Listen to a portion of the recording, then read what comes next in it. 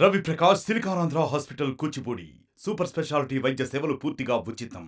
భీష్మ ఏకాదశి పర్వదినం వచ్చిందంటే శ్రీకాకుళం జిల్లా సంతబొమ్మాల మండలం చెట్లతండ్ర గ్రామానికి రాని భక్తులంటూ ఉండరు. ఇటు జిల్లాతో పాటు పక్కనున్న ఒడిశా నుండి కూడాను ఈ గ్రామానికి వచ్చి ఈ గ్రామంలో కొనిలుదీరినటువంటి లక్ష్మీనరసింహస్వామి ఆలయం వద్ద ఆ అరటి గెలను కడితే కోరిన కోరికలు తీరుతాయని వినూడించినటువంటి ఈ చెట్లతండ్ర ఈరోజు విషాద ఛాయంలో అలుపుకున్నాయి.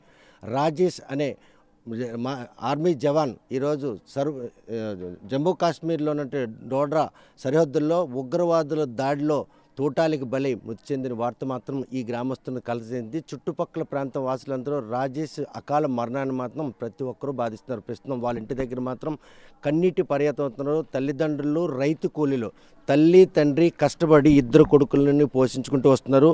చదువుపై ఆసక్తితో పాటు సైన్యంలో చేరాలన్నటువంటి చిన్నప్పటి నుండి తన తలకు ఆశీ సాధనలో భాగంగానే 2018లో ఈ ఉద్యోగం సంపాదించుకు 6 ఏళ్లుగా ఆర్మీలో రాష్ట్రీయ రైఫిల్ దళంలో ఉంటూ నిన్న జరిగినటువంటి తెల్లవారుజామున కాల్పుల్లో వీరోచితంగా పోరాడి బుల్లెట్ గాయమై ఘటనా స్థలం చనిపోయారు.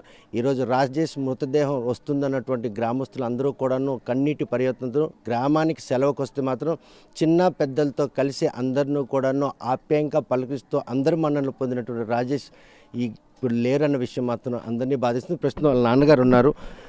ఇద్దరు కొడుకులను కూడాను కష్టపడి చదివించుకున్నారు. ఈవేళ అబ్బాయి ఈ చేదు వార్త ఎప్పుడు తెలిసింది? నిన్న తెల్లవారు తెలిసింది. తెల్లవారు 6 గంటలు 7 గంటలకు తెలిసింది. తెలిసిన తర్వాత ఇంకేదో దెబ్బలు తగిలినాయి అన్నారు కానీ ఇంకా చనిపోండి అని చెప్పలేదు. అలాగా మేము కుప్ప కూలిపోయి అలాగా మరి ఏడు చేస్తాము, మనకి ఏ వార్త లేదు, మనకి ఏడు తెలదు. అలాగే మా ప్రెసిడెంట్ గారికి అడిగితే వస్తాను లేరా, బాడీ బాగుంది లేరా అలాగే ఇలాగ అన్నారు. కానీ నువ్వు చనిపోండి అని మాత్రం మాకు తెలదు. చనిపోండి అని నిన్నటికి తెలిసింది. నేను సాయంత్రంకి ఇలాగ తెలిసింది. రామ్మోహన్ నాయుడు గారు ఫోన్ చేశారు. కూలీ నాలి చేసి కొడుకుల్ని చదివించావు, ఉన్నత చదువులు చదివించాలనుకున్నావు. కేవలం మీ కష్టాన్ని తీర్చడానికి ఈవేళ ఆర్మీలో చేరారా? మా కష్టాన్ని తీర్చడానికే చేరినాడు. అంతవరకు మేము ఎందుకు చదువులు ఇంజనీరింగ్ చదివిన స్థాయి మాకు కాదు. మామూలు ఏదో చదివి ఇంటర్మీడియట్ చదివినాడు. ఇంటర్మీడియట్ చదివేసి అలాగే వెళ్ళిపోండు. అలాగా నేను ఆర్మీకి వెళ్తున్నానంతే, ఎక్కడికి వెళ్ళి అదే మన పాస్కరణ అవుతుంది కదా అంతే వెళ్ళిపోండు. అలాగే వెళ్ళాడు, అయిపోయాడు. రూపాయి అయినా కట్టలేదు. ఆడికైతే ఆడ అయిపోండు. నాకు అక్కడ రూపాయి కట్టడానికి కూడా డబ్బులు లేవు. అలాగ అయిపోండు తర్వాత సంతోషించి ఆ భగవంతుడు నమస్కారం చేసుకున్నాము.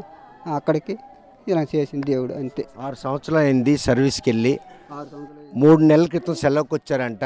త్వరలో కొడుకు పెళ్లి చేయాలని ప్రతిపాదన కూడా మీరు అబ్బాయితో మాట్లాడారు. ఇల్లు కడతామా నాన్న, పెళ్లి చేసుకుందామంటే ఇల్లు కడిన తర్వాత పెళ్లి చేసుకుని చిన్నోడికి ఏదో ఒక చూద్దామా, ఒక కంపెనీ ఏదో ఒకటి చూద్దాము, ఆ జాబ్ అయిన తర్వాత చేసుకుంటున్నానా, ఇల్లు కడుదాంబా తర్వాత చేసుకుందామా అని చెప్పాడు. అయితే నీ ఇష్టం, నాకు పెళ్ళి అయ్యింది అనుకో, ఇప్పుడు పెళ్ళి ఆడాను అనుకో, తమ్ముడు మరి గాలిలో వదిలేయడం అయిపోద్ది. నాకు పెళ్ళి వద్దు, ఆడు ఏదో దారిలోకి వచ్చిన తర్వాత పెళ్లి చేసుకుందామా, చేసుకున్న తర్వాత ఇద్దరం నాకేంటి పోతే నాకేంటి పోయింది అన్నట్టు గుంటే మీరు ఎలాగ ముందురు కానీ మేము ఏదో చేస్తే మంచి మీద రూపాయలు తోలితే నీకు నాకు సరిపోద్ది అనేసి అన్నారు. అలా సంతోషించి ఉన్నాము. ఇప్పటికి భగవంతుడు ఇది చేసింది అంతే. ఎప్పటిలోగా మృతదేహం వస్తుందని ఎవరైనా సమాచారం ఇచ్చారా? అవి ఇచ్చితే లోకల్గా ఎవరైనా ఆ ఏర్పాట్లు చేసే పనిలో ఇప్పుడు పొద్దుటికి అయ్యాలకైనా వస్తుందని అంటారు. కానీ ఇంకా జైపూర్లో అక్కడ ఉందట, ఇంకా అయ్యాలకు వద్దని తెలదు. వాళ్ళకి పొద్దుంటికి వస్తుందో మరగంటకు వద్దో తెలదు, వస్తుంది అంత అంటారు. జైపూర్లో ఎక్కడ ఉంది, ఇంకా అక్కడ 2 శవాలకి నువ్వు దింపినారట. దింపిన తర్వాత జైపూర్లో ఉంది, వస్తుంది అంటారు. మరి అట్లా ఇంకొస్తుంది మనకు తెలదు. ఇంత కాయ కష్టం చేసి కొడుకుని ఉన్న చదువు చదివించలేక ఆయన కృషితో ఆయన ఆర్మీకి వెళ్ళాడు. ఉద్యోగం వచ్చింది, నేడో రేపో పెళ్లి చేయాలన్నటువంటి ఆలోచన తల్లిదండ్రులు. ఈ బాధ పగస్తుడు కూడా వచ్చే పరిస్థితి. పగోడికి రాకూడదు, నా బాధ మాత్రం పగోడికి రాకూడదు. అందరూ మంచిగా ఉండాలి. ఎందుకంటే నేను పడతాను, నీ కొడుకు కోత ఎదుటిన్నోడికి మాత్రం రాకూడదు. నా బాధ మాత్రం ఎదుటిన్నోడు రాకూడదు. నాడు కష్టజీవులకైనా రాకూడదు. కష్టపడ్డాము, చదివించినాము, కూలీనాలు చేసి చదివించినాము, పయ్యేజు అయినోడు తింటాము, నోటి మీద కొత్త తిన్నాము అంతడు కూడుతూ వచ్చేసింది భగవంతుడు. మరి అంతకని నేర్చు చెప్పలేను. దేశ రక్షణలో భాగస్వామి, దేశం కోసం కన్నులు చివరి శ్వాస విడిచిన కొడుకు ఈరోజు ఒక అమరవీరులుగా మిగిలిపోయారు. ఆ సంతోషం కంటే కొడుకు సంతోషము మన చేతులు చచ్చిపోతే ఏడ్చేయలేము. ఎలా కాలు జారిపోయి చచ్చిపోయినా, పడిపోయినా, ఒక యాక్సిడెంట్ అయిపోతే ఏడ్చేయలేము. దేశం గురించి చచ్చిపోయినా గర్వించుకుంటున్నా. అంతకన్నా ఆనందం లేదు. 10 మందికి బాగుపెట్టి చచ్చిపోండు, అంతకన్నా సంతోషం లేదు. ఫోన్లో భగవంతుడు ఆ ఆరాస్వామిని తీసుకెళ్ళిపోయింది, 10 మంది కాపాడాడు, సంతోషం. ఏదైతే అదే కానీ ఆ భగవంతుడి దేవన మరి ఇంకే చూస్తే కనుక కాయ కష్టం చేసి ఇద్దరు కొడుకులను చదివించే స్తోమత లేనప్పటికీ కూడా రాజేష్ మాత్రం ఎట్టి పరిస్థితుల్లో కూడా చదువు కంటే ఈరోజు కొలువు సాధించాలి, తల్లిదండ్రులకు మాత్రం బాగా చూసుకోవాలనే తపన స్వయం కృషితో ఎదిగి ఈరోజు ఆర్మీలో ఉద్యోగం సంపాదించి 6 ఏళ్ళు కావస్తున్న నేపథ్యంలో కొడుకు పెళ్లి చేస్తానని తల్లిదండ్రులు ప్రపోజల్ పెట్టినా కూడాను తమ్ముడున్నాడు, తమ్ముడికి ఉద్యోగం వచ్చిన తర్వాత తాను పెళ్లి చేసుకుని తల్లిదండ్రులు చెప్పారు. అయితే ఈరోజు తన కొడుకు చేతికండి వచ్చినటువంటి కొడుకు లోకాలకు వెళ్ళిపోయినా కూడా దేశం కోసం అసలు బాసినటువంటి తన కొడుకు మాత్రం చిరస్మరణీయంగా భౌతికంగా లేకపోయినా కూడాను తమతోనే ఉంటారు. ఏ ఆశయం సాధన కోసం అయితే ఆర్మీలో చేరారో ఆ ఆశయం ఆయన ద్వారా నెరవేరినందుకు ఉగ్రవాదుల తూటాలకు బలైనటువంటి రాజేష్ మృతి మాత్రం ఈరోజు చెట్లతాండ గ్రామంలో ప్రతి ఒక్కరిని కూడా కంటతడి పెట్టిస్తుంది. ఒక రైతు అంటే ఒక కూలీ ఇంట పుట్టి ఈరోజు అంత ఘనత ఆర్జించినటువంటి రాజేష్ మంది ఘనమైన నివాళులు అర్పించేందుకు సన్నాహాలు చేస్తున్నారు. మరోవైపు స్నేహితులతోనూ పెద్దలు చిన్నలతో కూడాను సెలవుకు అందరితో సరదాగా ఉన్నటువంటి రాజేష్ ఈరోజు ఇటువంటి దుర్మరణం పాలు కావడం వల్ల చెట్లతాండ గ్రామస్తులు అందరూ కూడాను ఆవేదన పడే పరిస్థితి. ఈ అబ్బాయి గురించి ఏంటి తెలుసమ్మా? ఏటి తెలదు, కడుపు మంటకి వచ్చిందని ఆనందించి వెళ్ళారు. కాలా కొరకెనక వచ్చింది, కష్టపడిన వాళ్ళు ఏటి లేదు. వాళ్ళు ఆ పిల్లడి నుంచి ఆ తల్లిదండ్రులు ఎండిపోయానా కూలి చేసుకొని బతికి నీరస అయిపోయి ఒక ఇల్లు కట్టుకోలేదు, ఎన్నాళ్ళు అవ్వలేదు, ఒకళ్ళు కట్టుకోలేదు. పుట్టిన నుంచి దేశ రక్షణ కోసం వెళ్తాను అనుకొని వెళ్ళిపోండు. ఆడి కాళ్ళ కష్టంతో వెళ్ళాడు, తల్లికి పెంచలేదు, తండ్రికి పెంచలేదు. ఆడి ఆదాయం ఏటి తినలేదు. ఈరోజు ఆ భగవంతుడే చూడాలి కానీ మేము ఏటి చేయలేము సార్. మరి చేతికండి వచ్చిన కొడుకు కాకుండా పోయాడు, ఆ తల్లిదండ్రులు కడుపు కోత అసలు పగసలు వచ్చి మరి పోయింది వ్యాపారం. మరి అన్నం బతుకుతారు, నడువులు ఇరిగిపోయినాయి తల్లిదండ్రికి, వాళ్ళు పెంచలేరు కూడా ఉన్నాయి కాబట్టి మరి వాళ్ళు కూర్చుండిపోయారు. వాళ్ళు లేపితే లెగడం లేదు మోనాలని తెలిసి వాళ్ళు చాలా బాధపడతారు. చాలా బాధాకరం. చూడండి, ఆలించండి ఒకసారి మమత కడితే ఆయన చూస్తే కనుక ఈరోజు కుటుంబం సభ్యులే కాకుండా గ్రామస్తులు అందరూ కూడా ఆ కుటుంబానికి వచ్చిన కష్టం చూసి కన్నీటి పరిమితం అవుతున్నారు. రాజేష్ని సెలవుకి వచ్చినా కూడా పలక మీతో పాటు ఎలాగుంటుంది?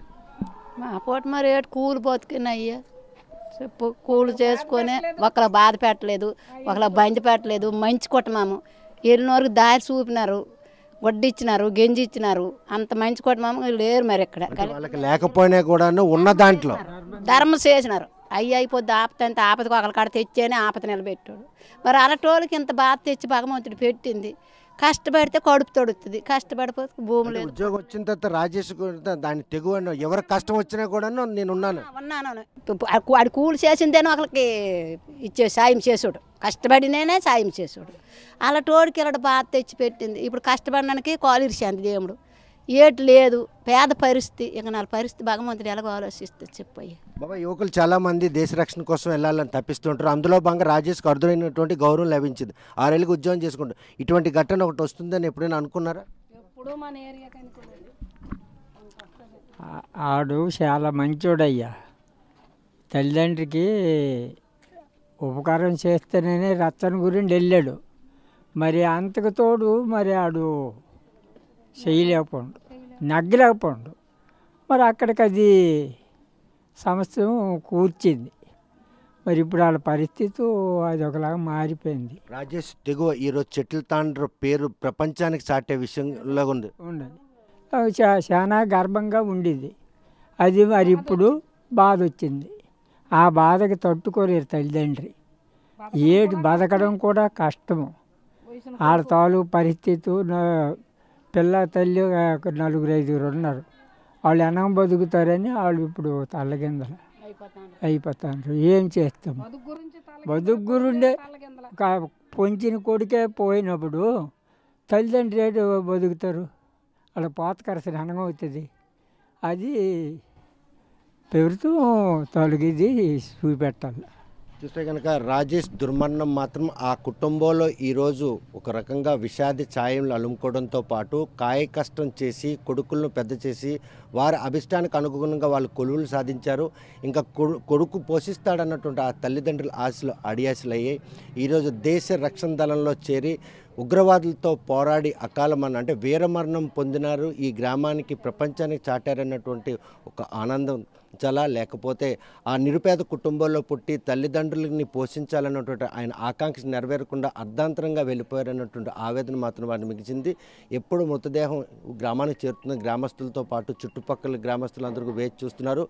చెట్ల తాండ్ర పేరును మాత్రం ప్రపంచానికి చాటారు. ఇప్పటికే ఈ ఊరు పేరు తెలియని వారందరూ భీష్మ ఏకాదశి పర్వదినం వచ్చిందంటే పొరుగు రాష్ట్రం ఒడిశాతో పాటు శ్రీకాకుళం, విజయనగరం, వైజాగ్ జిల్లాలను కూడా ఈ గ్రామానికి వచ్చి లక్ష్మీనరసింహ స్వామి దేవాలయంలో అరటిగెలను సంతర్పణ చేసి వారి కోరికలు తీసుకుని ఈ గ్రామానికి చెందినటువంటి రాజేష్ ఈరోజు ఉగ్రవాదుల చెరలో పడి ఈరోజు తోటలకు మృతి చెందారు. ఆర్మీలో విధి నిర్వహణలో చనిపోయినటువంటి రాజేష్కి మాత్రం ఘన నివాళులు అర్పించేందుకు స్నేహితులు, సన్నిహితులు, బంధువులు, జిల్లా యంత్రాంగం కూడా సన్నాహాలు చేస్తుంది.